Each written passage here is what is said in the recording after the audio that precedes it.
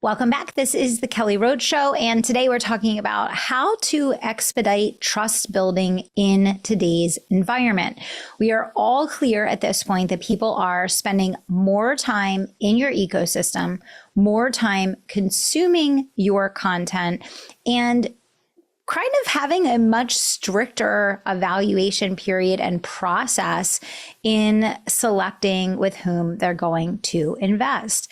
And so trust building has to be a key priority across all organizations in this economic climate, especially given that we know that the way that you create rapid growth in a contraction is by creating growth in market share. And the way that you create growth in market share is actually by having individuals leave a competitor and come to you. By the nature of a contraction happening in the economy, what that means is that there's not so much new business entering the market the way there is in an expansion period.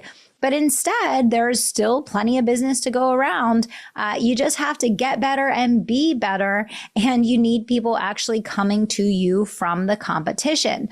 Now, this plays directly into what you're seeing in the market, which is that you have so many people on the sidelines that keep saying, you're on my wish list, you're on my dream board. I know that when I'm ready to invest, you're the one. The reason why you're hearing this is that people are being far more careful and discerning about the investments that they're making because they know that in this environment, they can make less investments. Most people have been impacted.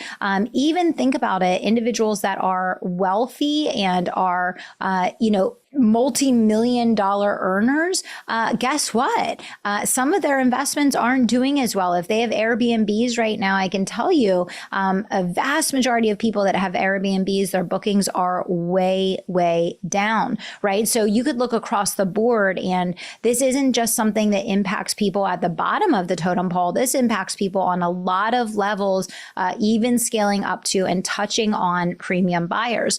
People that are significantly, wealthy, that have been building cash and have been building their liquidity. Many of them are waiting to make investments so that they can pounce on opportunities that they know are going to arise when people are forced to sell assets at pennies on the dollar, which that environment is most likely coming over the next 9 to 12 months. Okay. So everyone's shifting their mindset. This isn't just, people that are working a job or just getting started in business. This is something that is impacting people at all different levels and in all different kind of forms, different income brackets, different ways of life, etc. Okay. So trust building has become far more crucial in your business growth strategy. And this is really important for us to unpack because the focus in the online marketing world over the last couple of years has been so heavily kind of geared towards short form marketing, right? Stories, reels, very quick, tangible edutainment, entertainment, type things. And, a lot of people have not paid the attention to long form content in the way that will be necessary to thrive in today's market. So that's what I really want you thinking about, right? What are the forms of long form content that you can use to accelerate trust in your market? If you want to shorten the buying cycle in your consumer, you have to think about 3 key things: consistency, frequency, and accuracy. And when I say accuracy, I mean the accuracy of you meeting a need that they have, of you touching on something that's of concern to them, of you creating meaningful pieces that really intersect directly with where they are and what they need most help and attention with in that moment.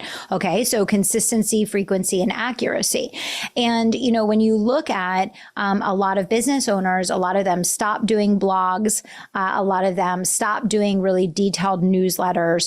Many people stopped doing weekly live streams. Very few individuals are consistently putting out a long form podcast every week. And that's going to be a problem in this market, because otherwise, think about it. If someone's consuming your content in 1 minute or 30-second increments, and they're saying now on average it takes 11 hours or more of consumption to get to the sale, how long is it taking you then to build that trust with someone in 30-second increments, right? Whereas if someone is consuming your content 30 minutes, an hour at a time, what does that do for the trust building process, right? Now, I mentioned several things that I think you should move back up on your list and make as priorities in the way that you're approaching this market. Blogs, definitely on your website. Also, that's going to help you with search engine optimization, and it's going to help you to be discovered and to be found. Your newsletter, absolutely in this market, your newsletter is mission critical, because people are sitting on your email list way longer. And if you do not have something compelling, people are looking forward to opening up every single week, it's going to be a problem. So blogs, number one, your email newsletter, number two, number three, your live stream, right? How many people listening to this podcast, I guarantee many, we're doing a weekly live stream, a weekly show where you were teaching, you were answering questions, you were serving, you were interacting, and then probably over the last couple of years stopped. That's something to really think about. Again, if you get someone to come a few weeks in a row and spend time with you on a live stream that's an hour long, for example, you may have just cut a 6-month or a 9-month buying cycle down into 30 days or less, right? And then finally, of course, podcasts. And I will tell you, even from my own perspective, I'm making the effort to do more podcasts in person. I'm making the effort to go and meet with guests in person. I'm extending the shows that I'm doing. I'm going to probably put out a little fewer episodes, but I'm going to go deeper, and I'm going to really make sure that the content is extended, so that people are feeling that every show that they listen to, they're getting a masterclass, whether that's on a masterclass on the mental game, a masterclass on business building, team building, spirituality, whatever it is.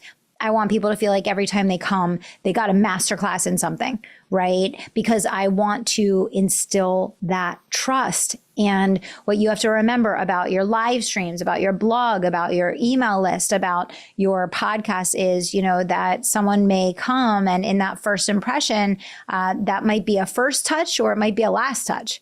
And, you have to remember that every time you're creating a podcast, every time you're going live, every time you're writing a newsletter, this could be someone's first time consuming it. And depending on the quality and the impact of what you put out, it could also be their last time. I know for me, many of the big names that are out there in the internet marketing world, at one point I opted in to their world to attend a webinar or to get on their email list or to be a part of, something that they were doing. And based on the quality of what I received, I immediately opted out. I will never buy from them. I will never follow their content because they wasted my time, quite frankly. And so it's being really hyper cognizant of how do you make sure that from the moment someone comes in your world, that they're blown away by the value of the content that you're creating. One of the other things that we started doing is, when we enter people into the Facebook groups, we have a lot of Facebook groups. I think I have like 15 or 20 Facebook groups across the different companies, old groups, new groups, all these things, but we still use these like crazy for sales, right? And one of the things that we started doing is updating the video that when they come in, like I'll use the virtual business school, for example, we have a specific Facebook group specifically for the virtual business school. When people come in, immediately Ignacio, our executive director, tags them on a training from day one. So it's not just like a 1-minute welcome video. He tags them on a training 10 steps to 10K. And this is a detailed, like 35-minute training that actually gives real tangible value right away from moment one, so that people are getting that validation from the moment that they came into our Facebook group, like, wow, okay, this is true value add. Then once they're done that, he'll tag them on another video in the group. So what we're doing is we're pushing that super high value, no pitch content to people to make sure that that first impression is a meaningful and a lasting one. I would also think about in your Facebook groups, whether it's the welcome video that you're tagging everyone on, whether it's how you're storing the videos, that you have almost like a bingeable bundle, right? We've talked about this in the past, but it's time to bring it back. You need a bingeable bundle. And so you need to think about how are people coming to your group and why are they coming to your group? Meaning, what are they there for? What's the top thing that they really, really want, whether it's the thing that matches your opt-in that you're running or whether it matches your launch or whatever the case. Put together a bundle of videos that you can take them through that are going to be available for them to dive into all at once. We all know people are super excited, super emotionally invested when they take that first step, when they do that first sign up or they get started with that new thing. And then that emotion, that excitement wanes very, very quickly. Right? So what you have to ask yourself is, what can you do to capitalize on that emotion, that investment, that excitement from moment one of someone coming into your ecosystem to make sure that you can speed them through that know, like, and trust process as quickly as possible with super, super high value stuff. Okay. This applies to the quality of your opt-in. Now would not be the time to just be repurposing, an old opt-in that you are dusting off the shelf. Now would be the time to really invest in creating something highly valuable that you could charge for and giving it away for free, because that is your first impression. And if that first impression does not scream authority, it does not scream value, it does not scream, I am a good steward of your time, there's a very good possibility that you never see that person again. So think about the opt-in. Think about the nurture sequence that they're getting behind the opt-in on your email list. Refocus on making sure that you have a weekly newsletter that is super powerful, tangible tips, high value, really good quality stuff. And if you need examples of this, we do this for multiple companies of mine. So down in the show notes below this, I'll put the link for my newsletter. I'll put the link for the Conviction Marketing Agency's newsletter, which is essentially Danielle's newsletter. I'll put the link to the Advanced Innovation Society's newsletter, and I'll put the link to the Business Advisory newsletter.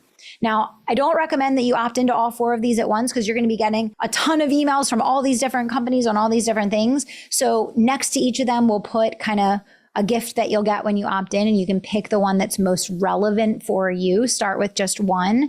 But if you want an example of what am I speaking about when I talk about the importance of this super high value newsletter, super high value nurture sequence, you can experience that by opting into one of those four things down below. Okay. Or even VBS. I'll put VBS down below there as well. If you're an earlier stage entrepreneur, you're just getting started online, the Virtual Business School newsletter might be perfect for you. Okay. So how do you accelerate trust? Time plus value plus engagement, right?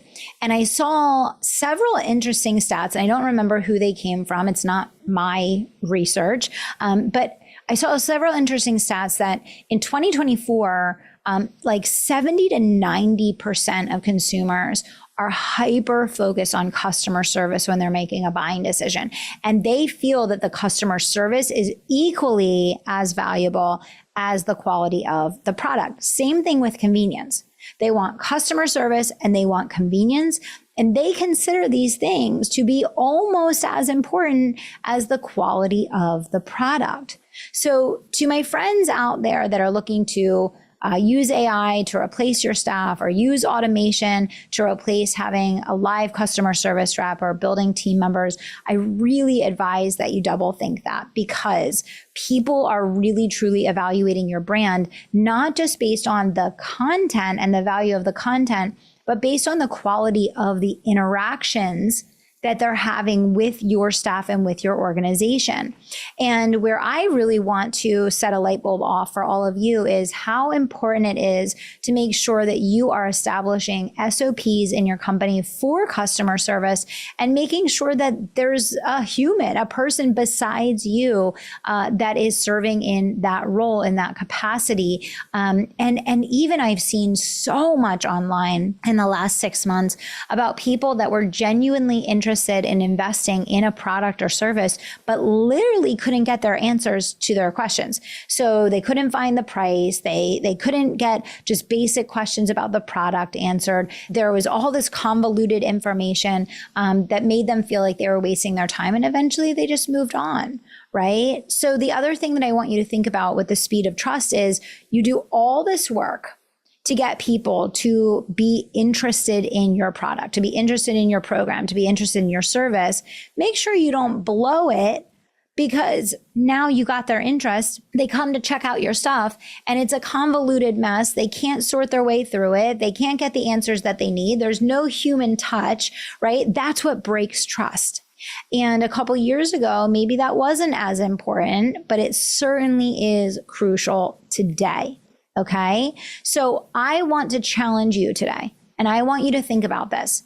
If on average, someone needs to consume 11 hours of your content to move through the know, like, trust, and buy process, and if you knew that consistency plus frequency plus accuracy was going to equal your ability to speed it up and make more sales more quickly, how can you adjust your approach to your weekly marketing routine to make sure that you are leading with long form content, that you are up-leveling the value, and that you're making a meaningful match that feels like a just-in-time solution for your ideal prospects?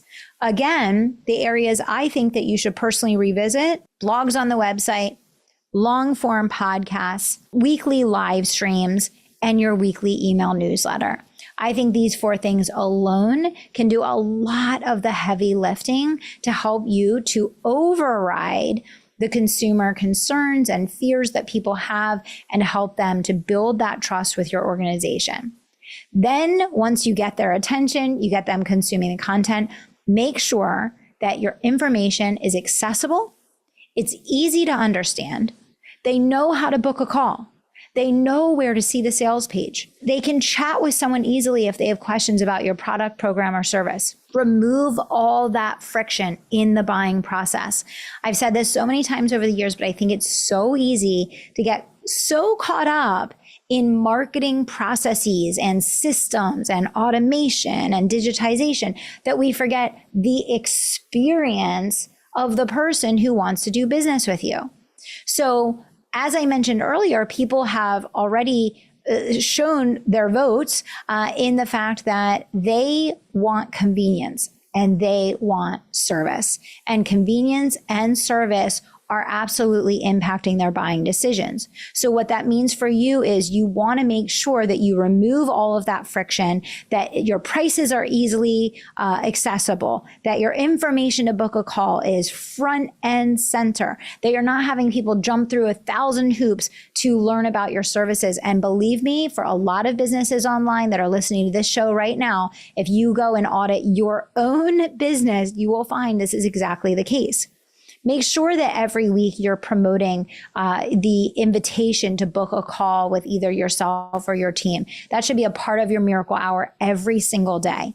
And so easily accessible, convenient, straightforward, clarity. These are the things that are going to make a difference in removing that friction. And they coincide directly with the concerns that people are having, with the desires that they have, and with how they're buying in 2024. So I want you to think about the bingeable bundle, the 11 hours that you're going to take people through, whether it's in your nurture sequence, whether it's in your live streams, your podcasts, your blogs, your weekly newsletter, a combination. What are you going to do to shorten that buying cycle? And how can you really update your content strategy for 2024 to make sure it's a match for consumer psychology and the way people are buying? If you got any value out of today's episode, even a little ounce of value out of this, it would be so greatly appreciated if you would share this episode, and you can tag me, Kelly Roach Official, on Instagram. Share this episode out so that other people can benefit from the conversation that we have here.